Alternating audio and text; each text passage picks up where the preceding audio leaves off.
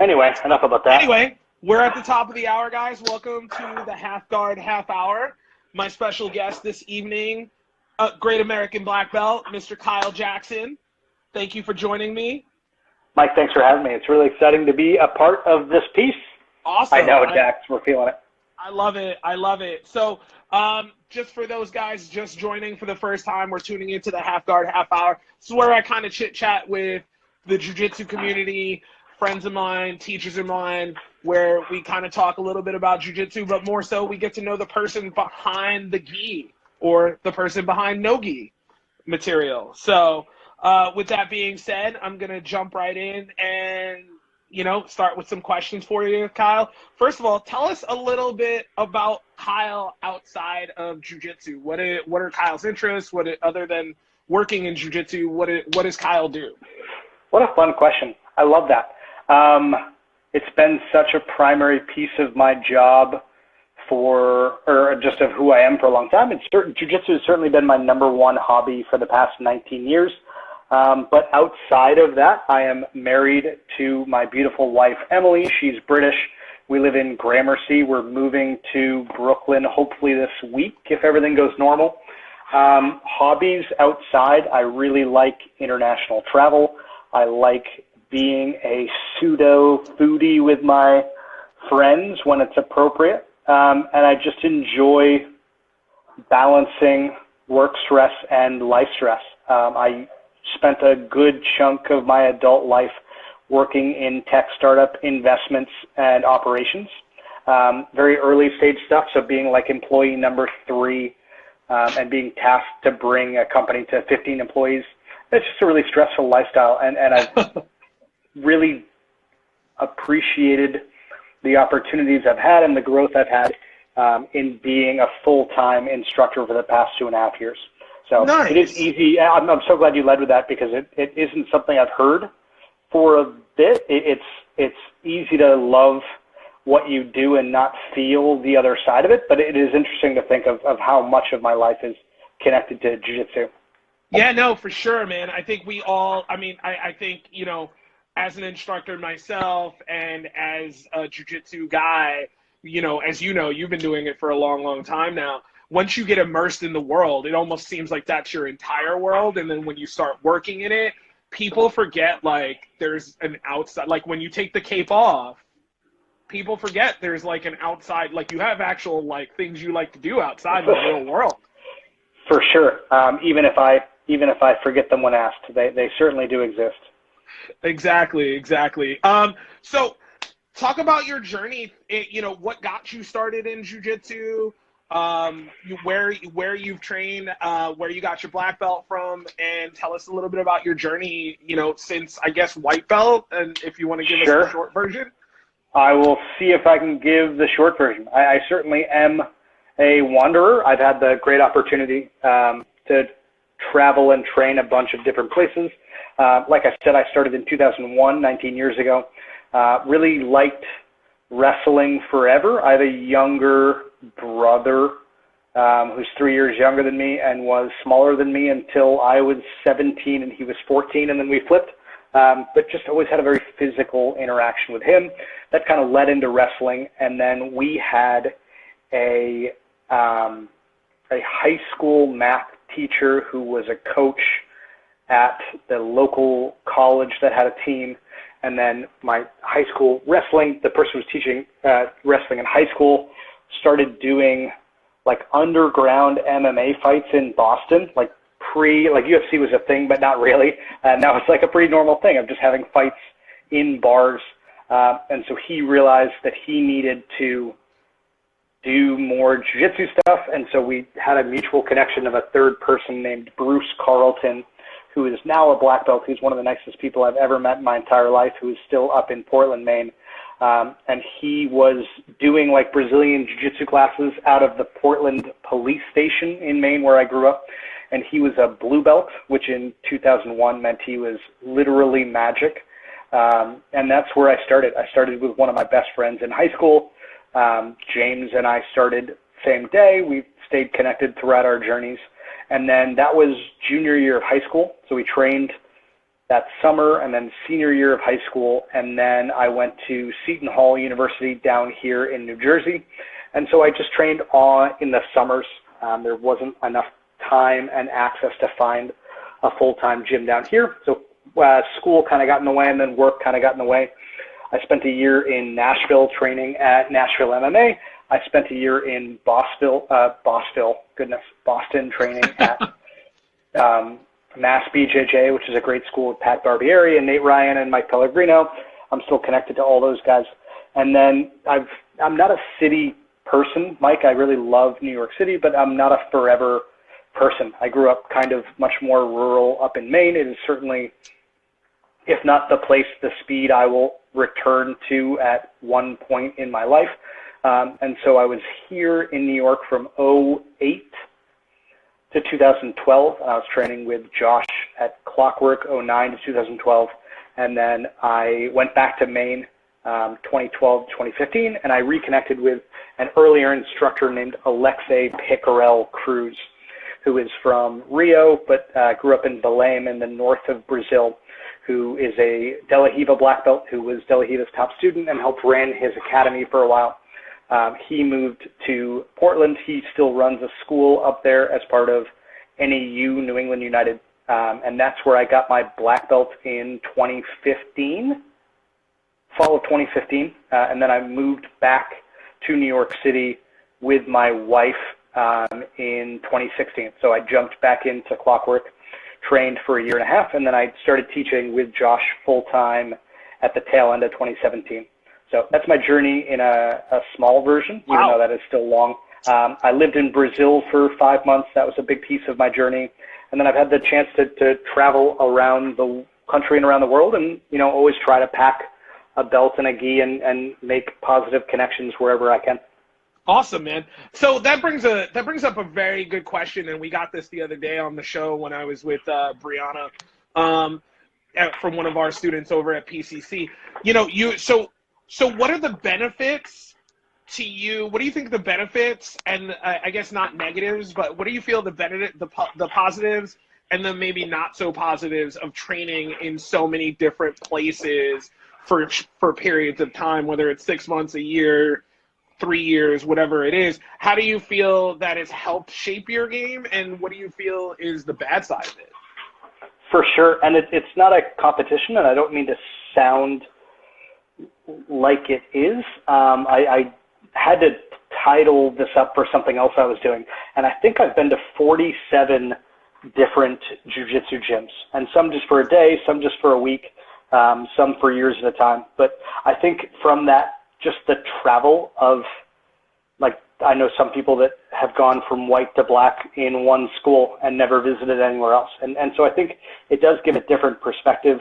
For me, something I feel I am proud of, that I felt I was proud of when I was competing more, and I still feel it, is the ability to connect to other people's games, different flexibilities, different mindsets, different body types, different attributes. Jiu-jitsu can be for everyone, and there are just different styles that fit different people. Having the opportunity to train under and with so many different people that had so many different styles, it allows me to, I think, better recognize what people are trying to do and what is positive and negative for them. I think that's helped me out in teaching a lot too, especially doing private lessons, of not teaching the thing I'm working on that week. I think that's really valuable, but can be limiting to other people if it doesn't connect to them. So especially in like one-on-one private lessons, I take a lot of pride in the fact that I always focus on working on what they need to be working on. And that isn't through my lens, it's through their lens. And I don't think I would have gotten that perspective as well as I have if I didn't do the traveling. The downside, I think, is just the opposite of that, the trade-off of, for example, people that go from white to black belt under our mutual friend Josh Griffiths, who has been running Clockwork for 11 years now. If you spend 11 years training under Josh, you're going to understand the intricacies of that style of jiu-jitsu so well, and you just spend so much time putting one Lego block right on top of each other. So instead of the horizontal growth of understanding so many different things, you might not specialize, but just understand specific things really well because of the ability to get the correct feedback over time. So it took me 13, 14 years to get my black belt. And a lot of that is training, and a lot of it is probably that trade-off, right, of not focusing on a single thing. And I think that's good and bad. Yeah, no, I agree. I've been with Josh now 8 years, and I'm one of those guys, right? I started with Josh as a white belt. I'm with Josh and you guys now as a brown belt, and I don't, God forbid, unless I have a catastrophe where I've got to leave New York, I don't see leaving New York before, for sure, getting my black belt with Clockwork Jiu Jitsu. So, as a Jiu Jitsu coach, as a coach, and I know you guys work really tight and really closely together when y'all are all making decisions on those next belts, and we have a lot of white belts and blue belts who train at Clockwork in the room right now. What are you guys looking at as a coach when you're gonna say this person's getting a blue belt or this person's getting a purple belt and so on and so forth? What are things as a coach that you look for? Because I think one of the biggest things that I notice, and I hope I'm not, speaking out of turn or saying anything wrong, but one of the things I notice is that a lot of people show up to the gym once that promotions email comes out that maybe weren't frequent, like being there frequent or aren't there frequently. And then all of a sudden for that month or 2 weeks before promotions, everybody's showing up 4 or 5 times a week. 50 right? people in the room, yeah. Right, you got a room that 2 days before the email was 15 people, and then 2 days later the email comes out and now it's 50 people. So I'm very curious, especially having, what that decision-making process is like, I guess, for you guys. And I mean, you don't have to share all the secrets of the sauce, but like, what do you guys, how does that work for you personally when you guys are making that decision, or what are you looking for in a student? Sure. I think it's a really good question. I don't want to talk too much out of turn. So I'm going to give just a brief synopsis of how it works at Clockwork. And then if you'll allow me, I'd love to give some just mindset pieces that are important to me specifically. Yeah, please. So, even if they're just mindset pieces, that would be great. For sure. And so at Clockwork, we have a system that I personally, even though I'm biased, think works. I think it works really well. We have a leader who has the final say, and that is Josh. And then Sebastian, Kyle, and Josh will just bust out a spreadsheet with some very basic info so we can just kind of sort things around, specifically how long people have been at their current belt and how many, and just some basic attendance numbers. So we can put names and faces to numbers and have that frame the conversation, and then the conversation goes from there.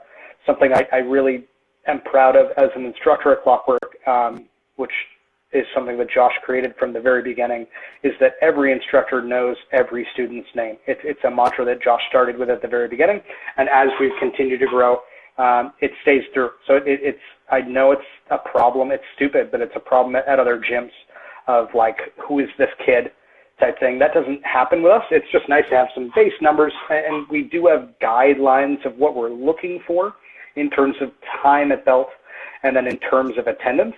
And then traditionally, at least in the last 2 years or so, Josh, Sebastian, and myself will grab coffee and sit down for 3 hours and just go through everything. We make our independent lists, and then we compare them. Sebastian and I are advisors, and Josh makes the final say.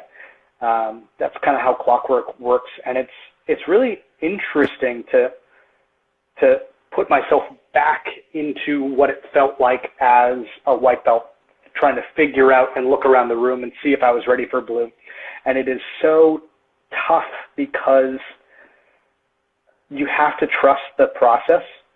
If you believe you're at the right school and that they care about you and your well-being and that they are emotionally invested in you truly getting better, and it's not a weird like machismo bullying power play thing where they're purposely trying to like make examples and play favorites, then just being open and figuring out what you need to work on and then dutifully putting the time in. The big mindset thing I want to share that other people will disagree with, I think the confirmation bias is really a really powerful negative part of the sport of Brazilian Jiu-Jitsu. What I mean by confirmation bias is this is how I learned. This is what my coach did when I was growing up there, and I turned out great. Therefore, we have confirmed that whatever happened to me before was a good system because it created me. And everyone wants themselves to be special, right? So I think that's where we get the continuation and the momentum of traditions in the sport, like belt whipping at promotions that just don't help us get better. And it's just that mindset. It's like, this happened to me, therefore, and I turned out great, therefore this is the way it goes. And I think there's lots of ripples from that mindset of just the power of momentum of like the sport keeps going. And then when you reach a level of power, this is just sociology 101, the more power you get, the less empathy you have. There are lots of rules, unwritten and blatant rules within promotions of like, if anyone asks about promotions, it means they have to wait another year. I think all those momentum rules just don't help us get better as a sport. I don't own my own gym. I teach at Clockwork. I am so lucky to have connections with Josh and Sebastian. We all play different roles in that triple conversation. But things like that don't go into it. I like to see gyms grow out of that, and I'm really glad with how Clockwork runs their process. So I didn't name specifically like things I'm looking for from a white belt, but that's my mindset. That's totally cool. What do you say, what advice then would you give to that person? Because I've seen this happen, right? I talked about this the other day, where a person who feels like they should have gotten their blue belt or should have gotten their purple belt is like, oh, F this gym, they don't care about me. And then the next day they're signing up at the gym down the block because they felt like they deserved something better. And I've seen, you've been doing this for 20 years almost. I've been at it at 8, and I've seen it dozens of times where it's like, one day this person just disappears and then you find out they're training somewhere else, right? And so what advice would you give to somebody who thinks or feels like they deserve that belt but didn't get it on that promotions night? Yeah, for sure. I think a lot of it comes down to the culture of the gym. Another hard emotional piece that I hold on to, and I'm always willing to have my mind changed, but one of those mindsets that I really connect to is that it's really important for everyone to be able to chase their own happiness. I think the negative momentum of the Creonch mindset of if you leave a gym to go somewhere else, you're a traitor and you're a shitbag, and I'm not allowed to say that. Sorry about that. No, you're fine. Cursing's allowed on my podcast. I think there's two sides of it, right? Like you get the internet arguments of like, I am a customer and I pay money and that is the only expectation. And that's not really true. There's obviously emotional investment in your journey. That's the point of the teacher-student relationship. We would love to have everyone stay with us forever. But I do think that my journey has influenced my mindset of making sure that everyone's always able to choose their own happiness, right? If you're not happy at a gym, if you don't think it's the right fit, I'm also biased because we are fortunate enough to run a gym in Manhattan where there are, a strong handful of world-class gyms and a even bigger multiple handful of other gyms that might be a better fit for you. I think people that leave, I hope they leave knowing what they're missing, what they're looking for, and I truly hope that they find it because that's the point of the journey. I think a lot of times that interaction happens not as a fault of the instructor, but just a lack of connection and communication. And I think that really negative mindset of we're not allowed to talk about promotions at all. And if anyone asks me anything about what they need to do, it means they're ungrateful and don't believe in me. I think that could certainly push people out the door because they don't get the right feedback loops of what they need to do to get better.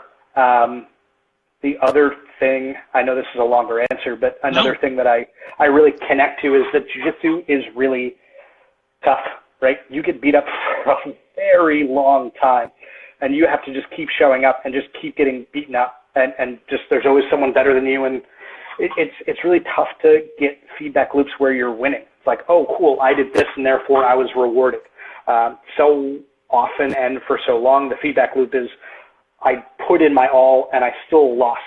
And so it's easy to like mentally create other games. And that's something we certainly see. And it's something we talk about during belt promotions. The biggest one I see is lower belts teaching other belts, right? I'm not getting the feedback loops of like, I get to the back and then I choke them out and I win. Great. That's my win. The win is like, I'm going to teach positions to other belts or other lower people, or I'm just going to not do the technique of the day. I'm going to focus on my own thing. It's just a little feedback loop that players create to get positive feedback instead of focusing on getting better. And the more we can all focus on getting better and understanding that the best way to help yourself and the best way to help your training partners and the best way to help the gym and the best way to help the entire sport is to focus on getting better yourself. And if that's the focus, and if we can truly release all the negative baggage we're carrying and all those other fake games that we create because of the difficulty of getting true feedback, then wearing a blue belt or a purple belt doesn't matter. Yeah, and for sure. Really, it's so tough because we want that public feedback because that's another game. Am I being publicly recognized? If you're getting better every day, which is the point, and that's the disconnect. And Mike, I'm sorry I cut you off there, but if we can all flip it and think of the instructor, there are certainly loops that the instructor can get stuck in of like, I want to put myself on a pedestal, I'm going to do the warm-up and run everyone into the ground, and I don't do the warm-up so I can beat the crap out of them, and then I look good, and there's my win. If that's not going on and the instructor is truly focused on helping you get better, then any game which you're not playing your part just wastes the effort on both sides. And I think focusing on belts is just a part of that. And it's not negative, it's totally natural. But as long as you're getting the correct feedback in the beginning, what belt you wear shouldn't really matter. So so would you say it's as I know my comfortableness with it or my comfortability with it all, but like, would you say would you say it's not a bad idea for people who are watching right now to even come up to you, Josh, or any of the instructors and say, hey, what do you guys think I should work on, right? Because sorry, keep going. No, because I think that is, my experience, at least with promotions. Every single time I've been promoted, and I get up there and I say my thank yous to Josh and we have a little bit of back and forth. He always drops, at least with me, and I don't know what he does with everybody else, but somewhere during the promotion or after, he always drops a little like hint of like, hey, I think this is what you need to work on. Like, get these two things in your game, like up this or do that or do this. And like for every belt I've gotten, I can clearly remember a moment, whether it was at the promotion the next day or sometime in that little bit of that week, where he's like gleaning a piece of like knowledge on me of like, hey, you should work on this. So would you tell the people watching, and then we'll take some questions from the audience, but would you tell people watching right now that, it's not a bad thing to ask questions? And so I think everyone's relationship with their instructor can be a little bit different. And I think that's one of the important mindsets behind being okay with switching gyms if it's what you need, if you don't have that connection. So instead of talking big picture, I'd like the opportunity, Mike, to be much more specific and saying, I am always comfortable answering any question about progression. So if anyone ever wanted to get feedback, bring it to me. If you don't feel comfortable bringing it to another instructor, I'm happy to be that sounding board. It's something I take pride in. I take pride in being revolted by that mindset that questions means and I'm just fading back to other negative instructors I've had in the past. Asking a question means you're being a bad student because I obviously already answered it. And so you asking a question means you're just not paying attention. And that's such a negative mindset to have. So in terms of like, should everyone talk to their coach? I wish everyone would have the relationship with their coach where this isn't even a thing. But I would also like to be personally proud of saying that anyone who is a student of mine probably knows that they don't even need to ask. Cool. Big Charles Burney in the house asked, when did you figure out your style of jiu-jitsu? Lots of trial and error. I think the best feedback loop you can find is other people that are your similar attribute base, and I think that's both physical and emotional, and just look at what they do well. So if you are 130 pounds, you probably shouldn't be emulating people like Buchecha or Cyborg, you know. But if you can look at your weight class and see what works really well for those people, if you can connect to who they are, that works well. I've obviously been able to glean and pull a lot from all my different instructors over time. The other thing, which is important, that I know Big Charles and I have spoken about a ton, is that I've always been on the heavier side. I think right now I'm like 211. I'm dropping weight in quarantine. But during like the peak startup stress cycle, I was like 245. So I'm a bigger player with the wrestling background. I play a stronger top game. I think my guard is okay. I think I'm pretty well-rounded.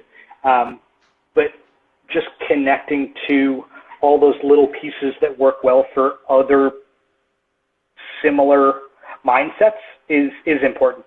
I think lots of people will see a specific game and become enamored with it.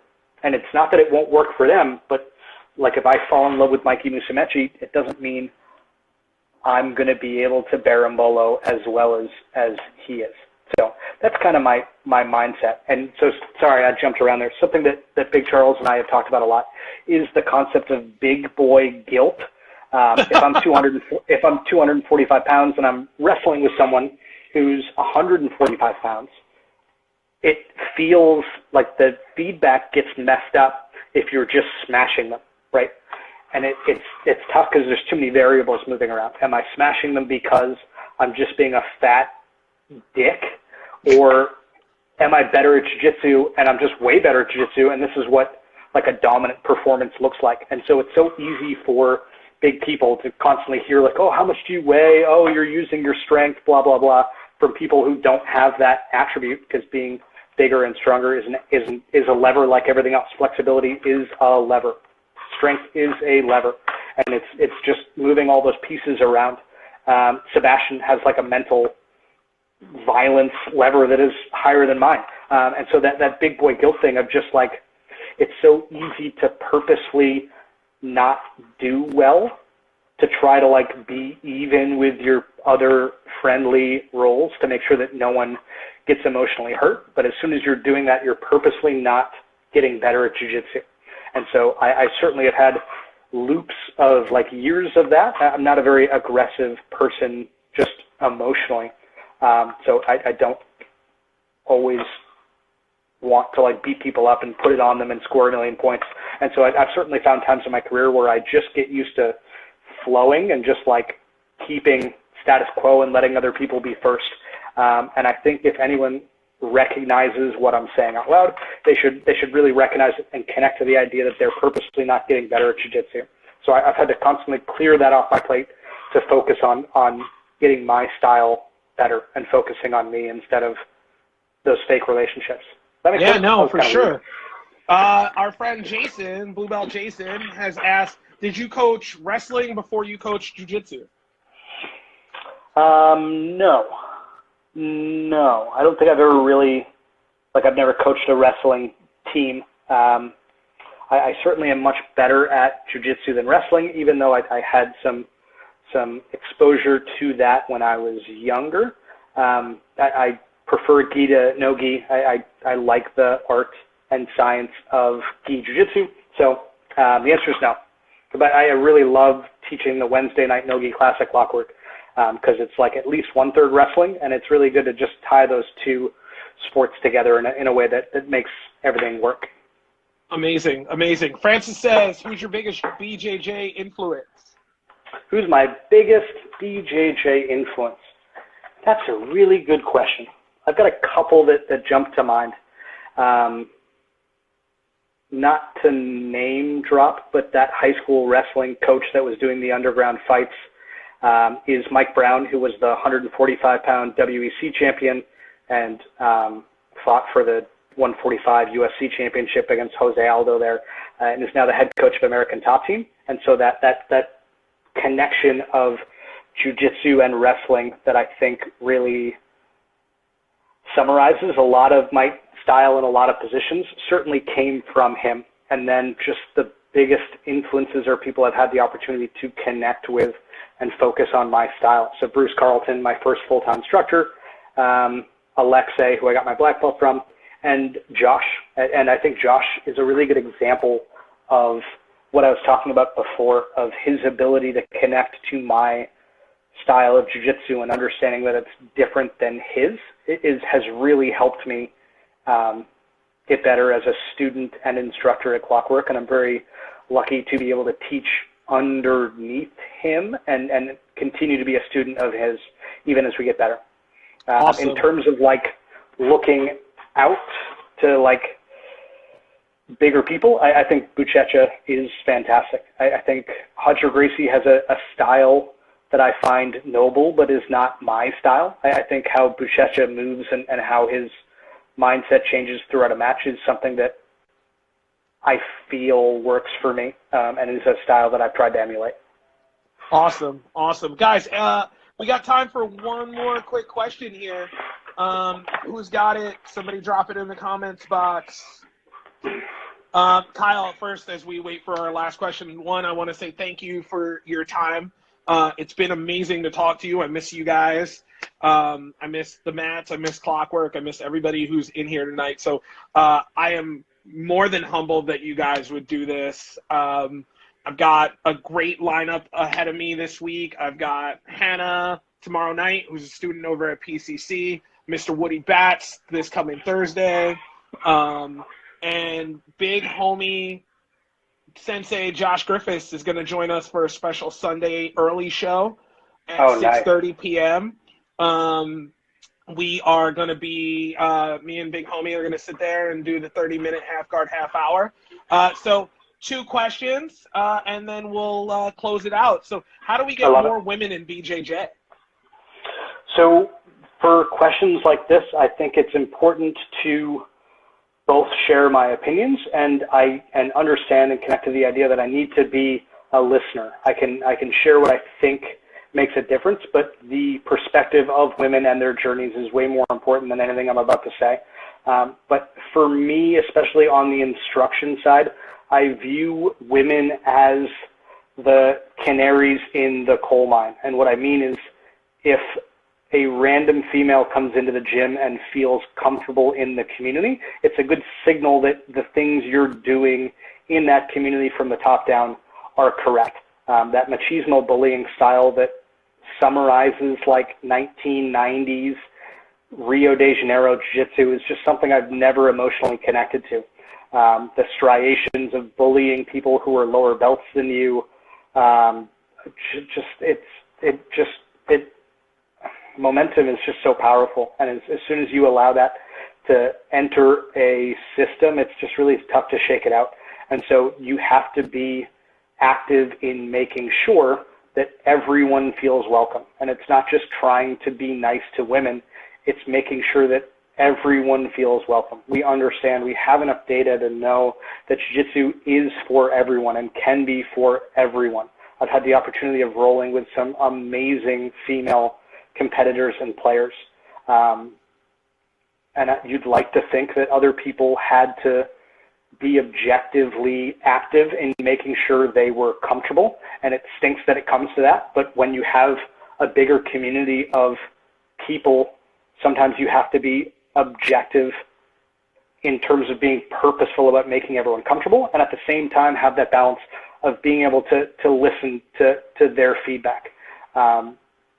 Being the coach and the instructor and the leader means you need to listen to everyone's feedback, and sometimes you don't need to follow everything, right?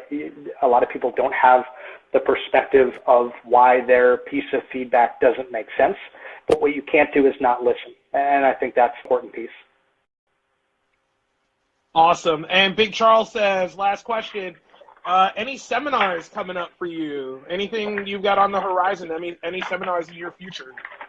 I think it's a good hedge into things I want to pitch and talk about. Yeah, please, this is the time. All the seminars are like from my living room floor when I grab my wife to ask a leg entanglement question. I would be honored to teach seminars in the future. I've remained good friends with a guy named Christian Graugart who runs BJJ Globetrotters. He does a lot of like traveling camps that we've talked about me teaching at. When things get back to normal, I'll certainly take that opportunity. I think I like the challenge of working with my one-on-one private lesson students and all the students at Clockwork. It's so fun to connect to people on different parts of the journey and just help them recognize the steps they need to take to move forward. I'm so happy with my level of fame already that I don't need a lot of outside perspective. And so I'd be honored if people who didn't know me well wanted to learn from me, but teaching seminars isn't something specifically that drives me. There are two things that do drive me that I'd love the opportunity to share. Number one is an online instructional that I made. Came out right in the beginning of January called Paper Cutter University. It is, and I think I've done the research to say this, it is the most in-depth paper cutter choke breakdown and study that has ever been made. It's like 64 minutes long. It's nothing about the mechanical advantages of the choke, and we broke it up into a way that should be able to fit all of those different game styles that we were talking about before. Having the ability to connect to how a 135 pound person plays versus someone like Big Charles and myself that move differently, being able to connect to everyone's mindset and create one instructional on a fundamental choke that everyone has seen but no one has focused on. It was a project that took me a really long time to create, and I'm very happy with where it turned out. So PCU is one. You can find it at papercutteruniversity.com. I also linked it to my profile thing today. Find it on his Instagram. Oh, nice. I really appreciate that. It's awesome. I think it's conceptual enough to have you connect to a lot of it, even if you can't get on the mats right now and train with it. So anyone wants to reach out and ask more questions about it, happy to talk about the project. I put a lot of love into it. The other thing that I've put a lot of love into that I'm pushing out into the world is a company called Perfect Roll Review. It's been kind of in the shadows for a year. It is an online, or not online, sorry, like a one-on-one private lesson through video, except the focus is different than every other way I've seen jiu-jitsu taught. And jiu-jitsu is always taught through positive feedback loops. And what I mean, that's a startup term of just teaching you more moves. Here's 18 passes from reverse de la Hiva. And that's great, except the paradox of choice when you're in reverse de la Hiva and you're like, oh, I don't know which of the 18 things to do, and I don't really remember all the steps of any of them. That horizontal spread doesn't help. Negative feedback loop is anything that refines a system. And so Perfect Roll was all about taking video of people in their most challenging roles, trying to find the small mistakes or errors or decisions they were making that were growing and leading into worse spots.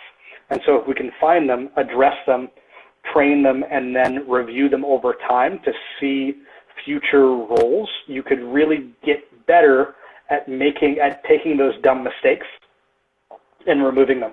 Something I like to say is everyone has a little bit of Kyle Jitsu in them, and it's not jiu-jitsu, it's just something I do. Whenever I'm here, I grab this and pull it across the body, and then nothing happens because it's not a real technique. I didn't have the right information there, and no one ever told me explicitly to not do this thing, so I just do it, right? And I'm sure if we all closed our eyes, we could find a couple of those pieces of just, this is what I do. And so being able to work with people over time, not live, on recorded video, was the best way I've ever found to help other people recognize those moments.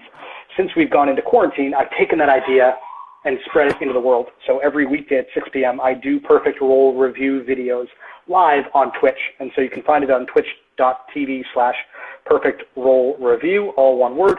It's really changed the direction of the company. Instead of charging people like a private lesson's worth of time to do the videos one-on-one and then giving them a copy they can take with them and review forever, it's much more about just socializing the idea, having people send in videos, and then me breaking them down and just giving that same negative feedback loop breakdown of the small decisions they're making that lead them in different directions.